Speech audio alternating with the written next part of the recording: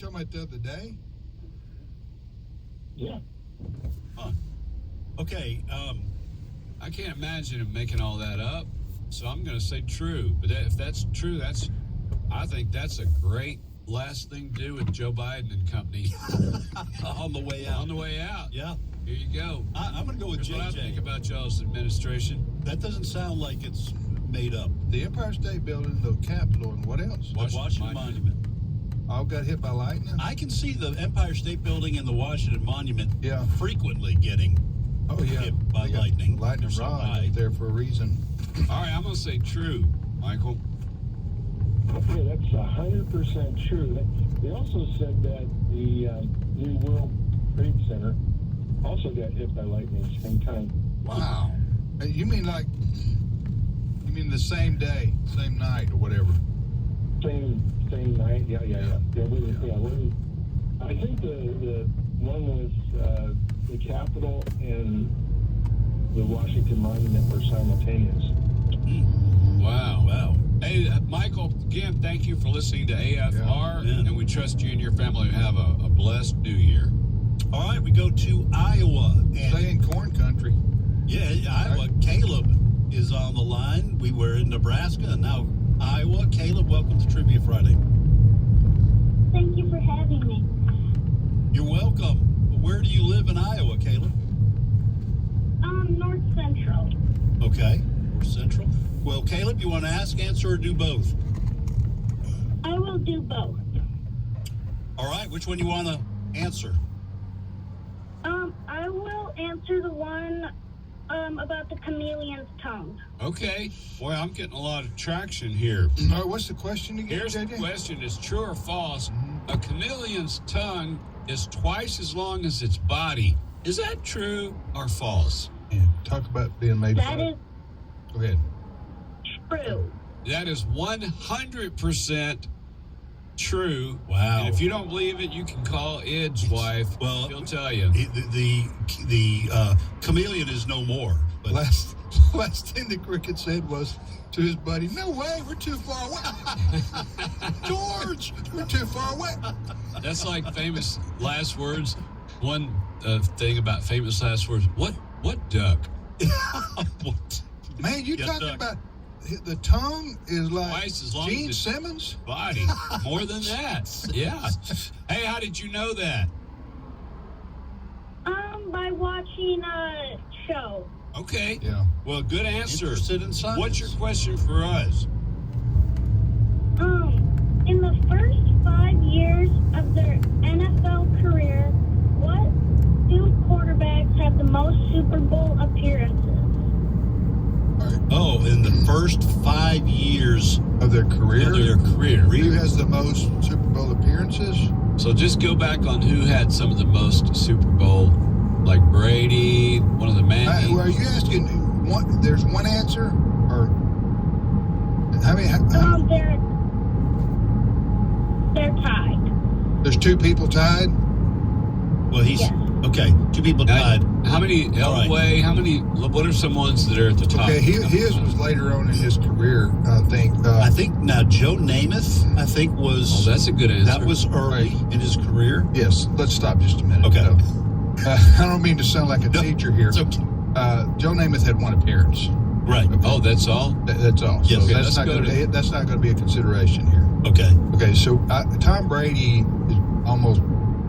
He's got to. He's got to be one of them. Yeah. Okay. Let's go Is with Tom Brady one of them? Yes. Okay. Okay. All right. Tom Brady's got to be one of them. The other one would. Don't say anything, Caleb. The other one would have to be either Joe Montana, but I think he was later on in his career. Joe Montana, or Terry Bradshaw, Bradshaw's a good because they had first 5 years. The key is going to Roger- be how early. Roger Staubach. Staubach. Yeah. is another one. So pick one of those. We could pick one each, and then we'd win. No, we outcome would. based. Huh? Outcome based. No, it's just hedging your bet. Hey, Caleb, is the answer? I know this is cheating a little bit. Is the answer one of the three we mentioned there? No. Really? Well, we- All right, you better give us the answer. We've got Jim Kelly, maybe the answer. The second one is Patrick Mahomes.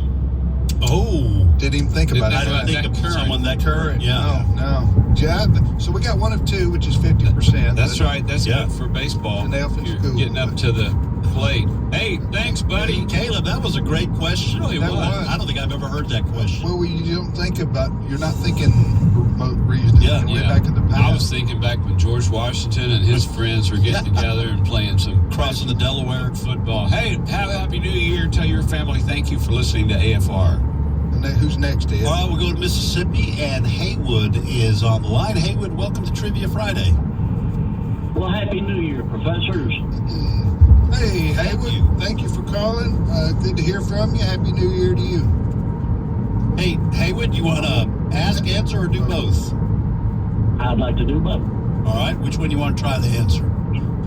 The mayonnaise. All right, the mayonnaise question is as follows, which Haywood's going to answer. So, what is added to oil, vinegar, and lemon juice to make mayonnaise? Haywood? That'd be egg whites. Yes. Oh, wow. Nice. Right. Yeah. I have egg yolks. Same thing, right? No. No, but parts of an egg. That's okay. I got egg yolks Egg. is what I have. Oh, egg yolks. All right. Yeah. I just say eggs. Yeah, eggs. Egg. Yeah, good. In the egg family. I didn't know that vinegar and lemon juice were in mayonnaise. Oil, vinegar, and lemon juice. Melanie and the girls made some homemade mayonnaise the other day. Melanie started making homemade detergent to wash the clothes. She didn't put any detergent in the mayonnaise. No, but they've just been watching. They've been binge watching Little House on the Prairie. It's paying off for me. Is it right? Did they use these ingredients? Yeah, I remember her saying, I only kind of go through the kitchen. I'm not really allowed in the kitchen for various reasons. But they were saying, Melanie was saying, I'm amazed. I'm shocked that there's only this, and this to make mayonnaise. It's so easy to make. Yeah. And you know what So you're you don't getting. know. Did it taste good? Ask her off the air if that's right. Oh, no, it's going to be right. Yeah, for both of them. It was only like about All right, 3 or 4 Avery. ingredients. So, yeah, that's pretty good that they're Fire getting away, my all friend. DIY. Yes. Fire away. Okay.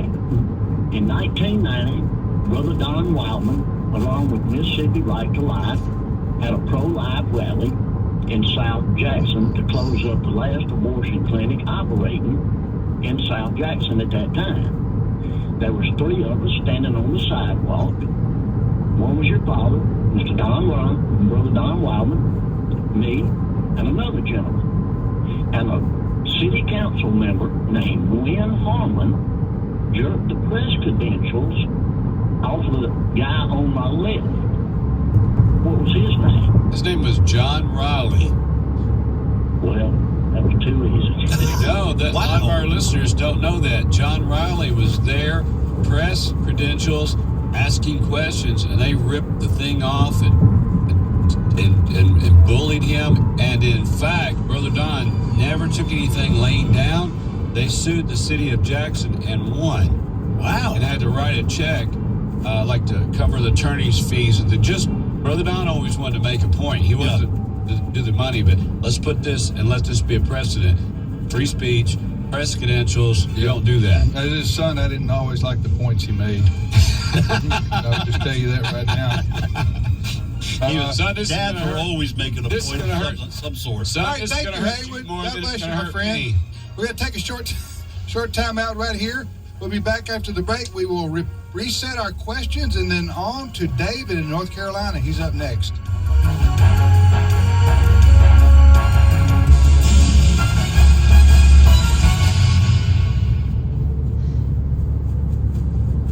It's my turn. Here is your host for My Turn, Don Wildman. Once upon a time in the long, long ago, the eagle and the chicken were very good friends. Everywhere they went, these friends went together. It was not uncommon for people to look up and see the eagle and the chicken flying side by side through the air. One day, while flying, the chicken said to the eagle, "Let's drop down and get a bite to eat. My stomach is growling." "Sounds like a good idea to me," replied the eagle. So the two birds glided down to earth, saw several animals eating, and decided to join them. They landed next to the cow. The cow was busy eating corn, but noticed that the eagle and the chicken were soon sitting on the ground next to her. "Welcome," said the cow. "Help yourself to this corn." Now this took the two birds by surprise. They were not accustomed to having other animals share their food quite so readily. "Why are you willing to share your corn with us?" asked the eagle. "Oh, we have plenty to eat here. Mr. Farmer gives us all we want," replied the cow. Well, the eagle and the chicken jumped right in and ate their fill.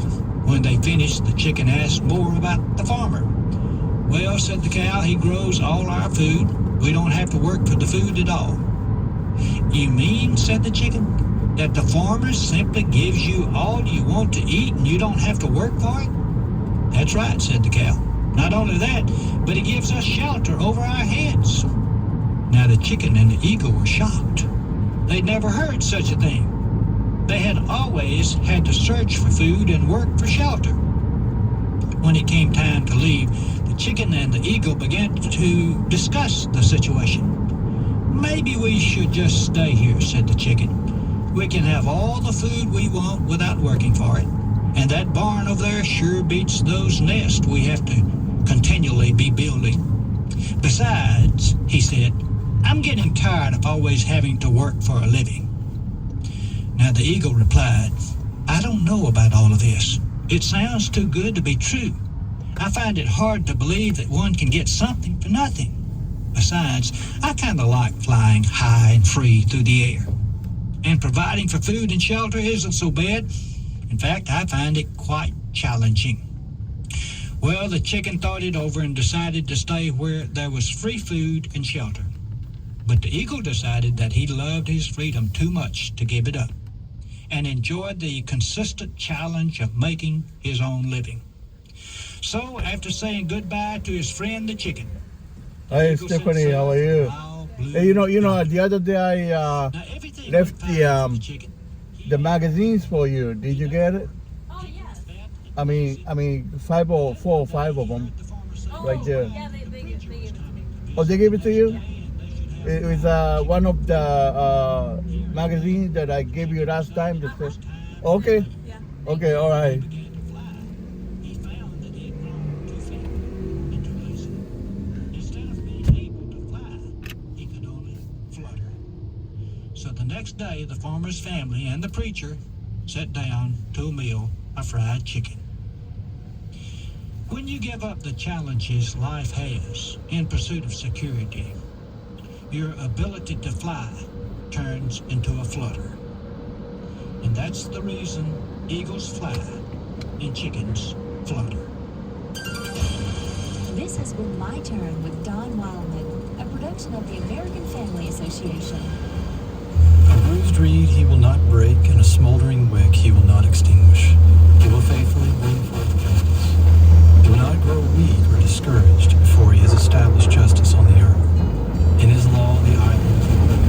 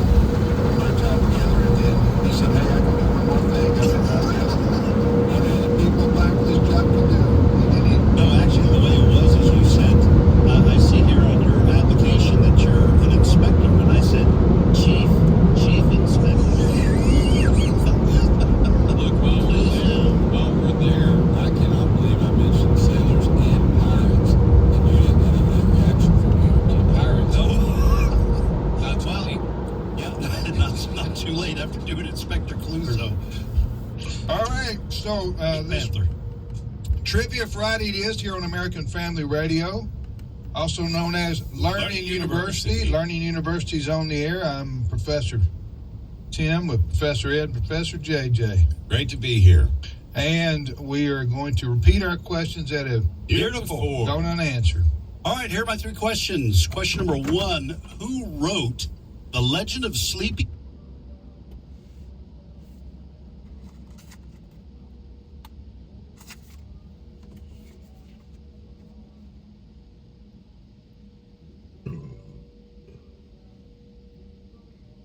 What major league pitcher threw 7 no-hitters but never won a Cy Young Award? So they're kind of the corollaries of each other, I guess. Here's what I've got. First question. Hakuna Matata, which means no worries, is a phrase in which language? Is it Swahili, Portuguese, or it's a made-up Disney phrase? A multiple choice question for you. Hakuna Matata, which means no worries. Is it Swahili, Portuguese, or it's just a made-up Disney phrase? I'll add 2 more. Who wrote the novel Call of the Wild? Who wrote the novel classic Call of...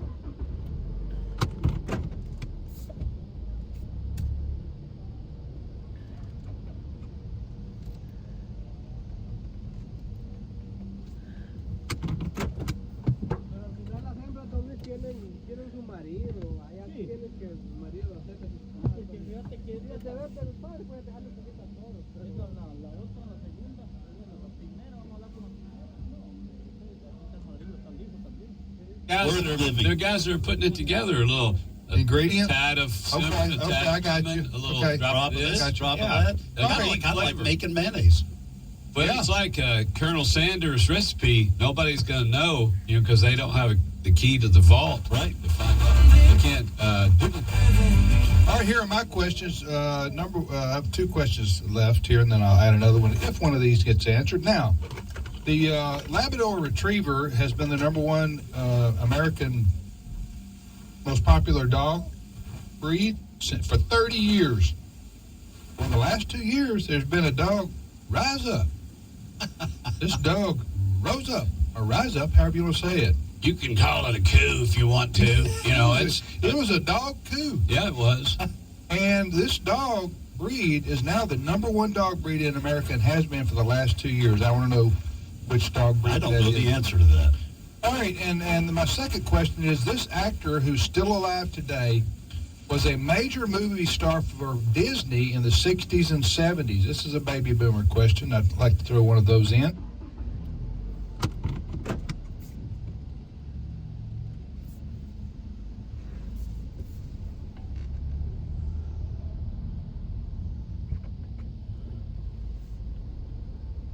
Still alive today. All right, Ed. All right, we go to North Carolina. And David is on the line. I'll say. David, Boy, welcome. You ain't no chicken hawk. Welcome to Trivia Friday. Thank you, and happy 3rd day of 2025. Yes, sir. David, sir. Thank you, Happy brother. New Year. Hey, David, you want to ask, Thank you. answer, or do both? I want to answer and stump you with a riddle from my 8-year-old granddaughter. Oh, that sounds like all a right. great challenge. Try it, David. Try to stop us. I'm pretty I was confident. looking through some. Yeah. I got 3/3 of a brain right here. 1/3, 1/3, and 1/3. Go ahead. Go. I was looking through some secondhand books at a thrift store this week, and I think I know the answer to the Sleepy Hollow. All right, David, here's the question. Who wrote The Legend of Sleepy Hollow? I believe, if I recall, it was Washington Irving. That is correct. Hey, I that's a want mystery you question. to look what happened for somebody, quote unquote, randomly Yeah. perusing through some books at a thrift store, and who knew that was going to be the question on. Which leads to an AFR ball game. Yeah, That's right. Congratulations. Happy New Year. You just won an AFR ball I cap. don't think this is coincidence. I don't either. Oh, no. I don't believe in Wow. One coincidences. size fits all. Huh? That's Yeah, right. that's right. Well, it's adjustable on the back. Yeah, so the answer is yes. Yeah, hey, way to go. David, if you got a big head, you you can put it on. Or a small head, or maybe a granddaughter. Who knows who's going to wind up with this? I might give it to my granddaughter. There you go. Hey, listen, David, stay on the line so they can get your address where we can send that. And no kidding, congratulations. What's your riddle? Hey, by the way, let me just jump in for just a second. Washington Irving also wrote the short story Rip Van Winkle. So that's that story of that guy who slept for 30 years. So these were way back in the early 1800s and became famous, best-selling short stories. So a little bit of... still known today. And still known today. A little bit of Americana. The Legend of Sleepy Hollow, by the way, is we get the story of the Headless Horseman. Yeah. What happened to his head, by the way? Well, nobody knows, but it was turned into a fiery pumpkin. Here's the deal. There's a Bible story and a truth in the Bible to just about every single occurrence and situation. Little David, the shepherd boy, up against the giant. After he hit him right smack on the forehead with that stone, and he pulled the giant's own sword out, that was the first chance for people to learn how to get ahead. Oh, man. Oh, all right. Go ahead. Go ahead, David. Dark humor. Oh, I like what you did right there, Ed. Go ahead, David. I see what you did there. It's sometimes you're just on a hot streak and don't even know. We're ready for that riddle. Get a head start. Go ahead. The riddle from my 8-year-old granddaughter. All right. You're ready. Let's see if I can stump you. Okay. You're in a metal box with a chair and a mirror. How do you get out? You're in a metal box. Metal box with a chair and a mirror. Okay, so this is not one of those things where you like open the door, right? Something that you're not thinking about. I mean, you're in a metal box. I'm going to go with you. I'm going to say open the door. Open the door and walk out? Because, just open the door. That's because it's a riddle, and he's expecting us to overthink it. Huh? Somebody's ringing the bell. Why does that song come to me? A song always comes to you. Yes, that's our answer. All right, we're going to say you open the door and walk out, David. Not exactly. Not exactly. All right, then you take the mirror because there's a little bit of snow. I was going to say sunlight coming through, and you turn it use it for a magnifying glass to catch the chair on fire. But I don't know how that'd get you to where the door would open. All right, we're stumped. Very close. All right. What's the... You look in the mirror, and you see what you saw. You take the saw and cut the table in half. 2 halves make a hole.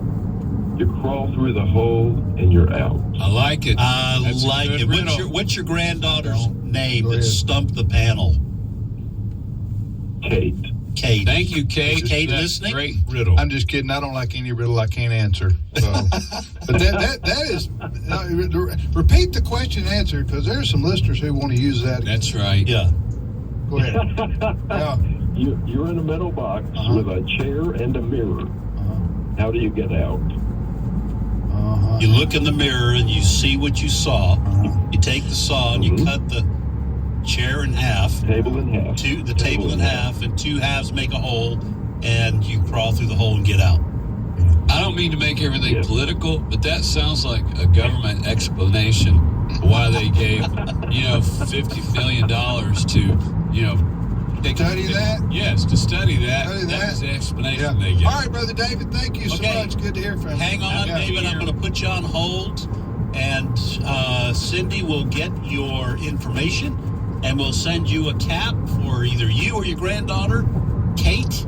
And good job. Stump the panel as well. So that was pretty crazy, Deez. Look at the thrift store and happened to just read it. I just saw it. That's like when you're not exactly like it, but you read your Bible and you're like, wait, I just thought of that today. Yeah. And here it is, I'm reading it. Or we just had that conversation. Now I'm reading about it. But God's Word's alive and it's the Holy Bible. But you just see all those things that fit together like that. What's the chances to do that and then be on a national radio show and hear that same and win a hat. How cool is that? All right, we go back to Mississippi, and Anise, I think maybe, is the name of our caller. Anise, do I have your name correctly? Annis. It's Annis. Okay. All right. Annis, I apologize. Welcome to Trivia Friday. Okay. Well, Happy New Year to y'all. Happy New Year, Annis. Hey, Annis, before we do your Q&A here, and you, if you can tell me what happened to the head, of the Headless Horseman, I got a AFR travel ball cap for you. What happened to his head? I have no idea. I'm with you, Annis. I don't know. That stuff's scary, too scary for me. Maybe we should. Maybe we ought to read the book. Well, I remember that story, but I don't remember what happened. Let's write a sequel. Yeah. Anyway, I just thought maybe you knew. Go ahead. You want to ask or answer or what? Both. Okay. Well, some of them have been answered, but the who wrote Call of the Wild? Yes, ma'am. Here's the question. Who wrote the novel Call of the Wild? I think it was Jack London. Jack London, and I think that was written like 1911. And what a classic! I remember reading that in high school. And great. Did he write any other books, or? I don't know the answer to that. I think he wrote The Sea Wolf, which is really a good book. He wrote several novels. He was like an outdoorsman. How'd you know that? I just remembered it from 100 years ago. Annis, I was never able to finish a book. I started a bunch, but finishing's never been my strong suit, and that was one of the first books I ever read all the way through because it was just so interesting. Do you know if he, as what Ed mentioned a couple, do you know of a couple more books that he wrote? No, I can't think of it right now. I know there's, I don't know. Yeah. Okay. All right, what's your question for us?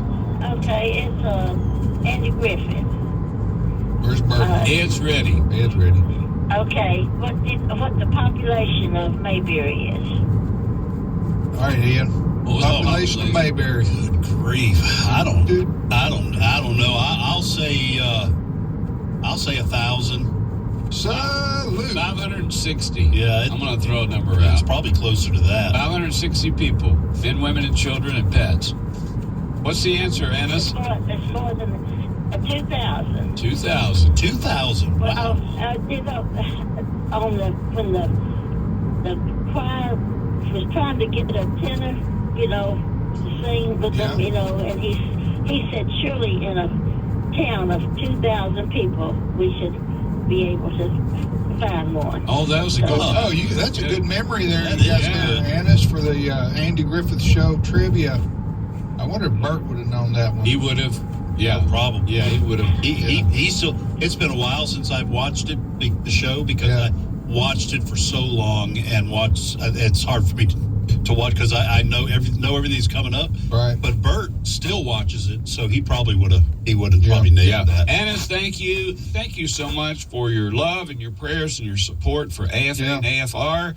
God bless you and Happy New Year to you and your family. And by the way, White Fang is also another one that Jack. That was a great book that turned into a great movie. They were the Outdoors in the Wild. Yes. Books.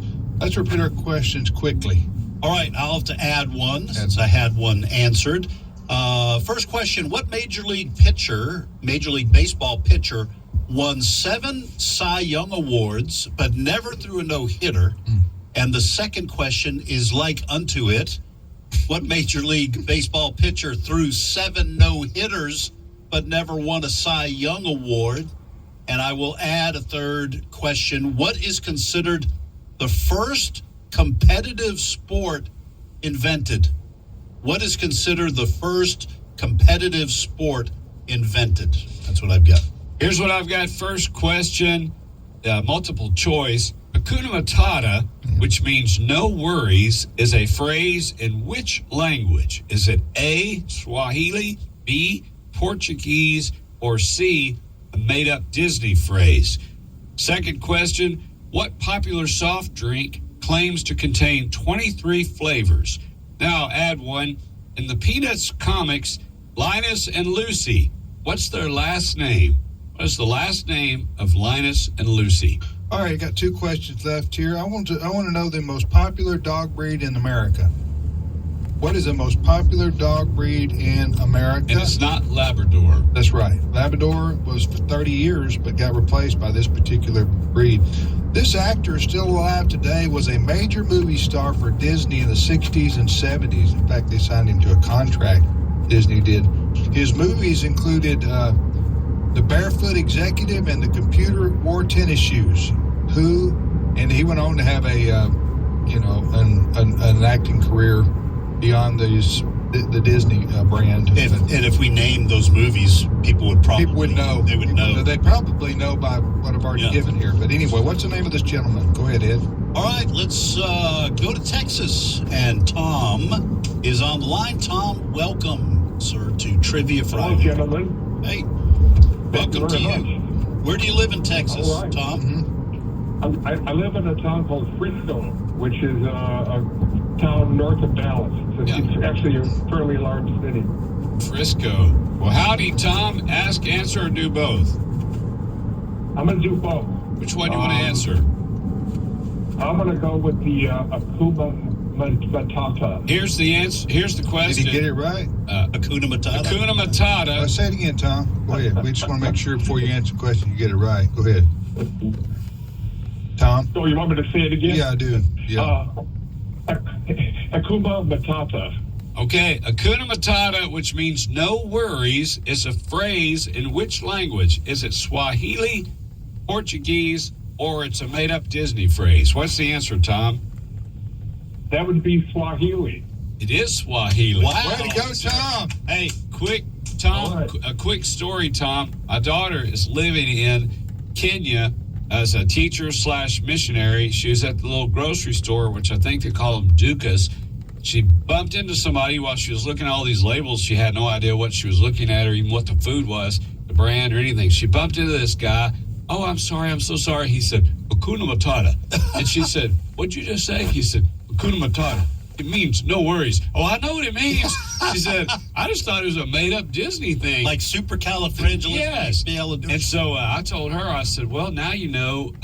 So if you're ever trying to communicate with somebody and get to an impasse, grab your little lion cub, go to the edge of a cliff and hold it up and go, Savinia, because that probably means something too. That probably is all real language that they use. Yeah, I FaceTimed Maddie an hour ago, which is like 8 o'clock at night, and she was having a Swahili lesson with an older gentleman, and she introduced me to him. I said, hello, it's an older man. She is learning Swahili. So who knew that was a real phrase? Wow. It really does mean no worries. Hey, Tom, good job. By the way, did you know that? You just kind of guess or what? Well, I have 3 kids and 7 grandchildren. You kind of know that. That's right. That's right. Yeah, you That's can how we sing learn the it. song. Hey, what's your question for us, Tom? Yeah. So what is the longest word in the dictionary, and what does it mean?